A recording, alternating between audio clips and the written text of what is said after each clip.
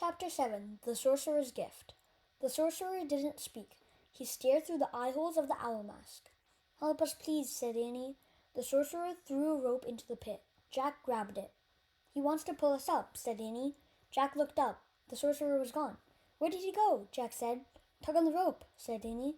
Jack tugged. The rope tightened. It began rising. "I'll go first," said Annie cheerfully. "Annie, this isn't a game," warned Jack.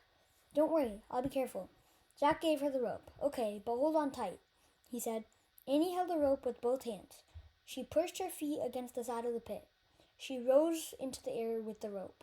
She kept pressing against the side of the pit until she reached the top. Jack saw the sorcerer reappear and help Annie up. Then they moved out of sight. Jack was puzzled. The sorcerer had used both hands to help Annie, so who held the other end of the rope? "Wow!" came Annie's voice. "What's going on?" Jack wondered. The sorcerer came back and threw the rope down again. Jack grabbed it, and the rope started to rise. Jack held on tight. He started up. His hands burned. His arms felt as if they were being pulled out of their sockets. But he kept his hold on the rope and his feet against the side of the pit. At the top, the sorcerer pulled Jack onto the snowy ground. "Thanks," said Jack, standing. The sorcerer was tall. He wore a long fur robe. Jack could see only his eyes through the owl mask. "Hey!" Annie called. Jack turned. Annie was sitting on a woolly mammoth. Squeak!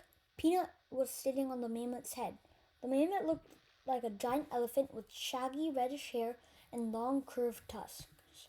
The other end of the rope was around the mammoth's huge neck. "Lulu pulled us up," said Annie. "Lulu?" said Jack. "Don't you think she looks like a Lulu?" said Annie. "Oh, brother," said Jack.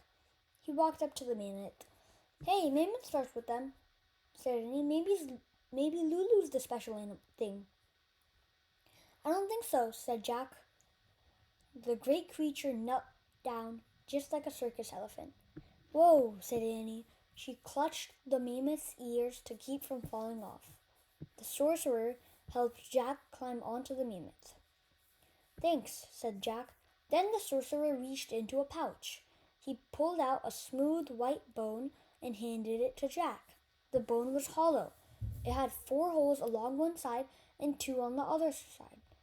"Oh man, I think it's his flute," said Jack. "The book said they make flutes from mammoth bones." Jack tried to give the flute back to the sorcerer. "Nice," he said politely.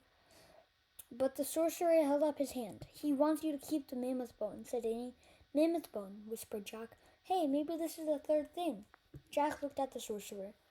"Do you know Morgan?" he asked. The sorcerer did not answer, but his eyes sparkled with kindness. He turned away from Jack and untied the mammoth ropes. Then he whispered in the ear of the giant woolly creature. When the mammoth stood up, Jack gripped Annie's coat to keep from falling off. He felt miles above the ground. He nestled behind Annie in the dip between the mammoth's head and huge curved back. The mammoth took slow, plodding steps across the snow and then picked up speed. "Where are we going?" said Jack as they bumped up and down. "To the treehouse," said Annie. "How does he know where it is?" said Jack. "She just knows," said Annie. Jack looked back. The sorcerer was standing in the snow watching them. But at that moment the clouds parted and the sun came out. Jack was blinded by sunlight on the snow. He squinted to see, but the sorcerer had vanished.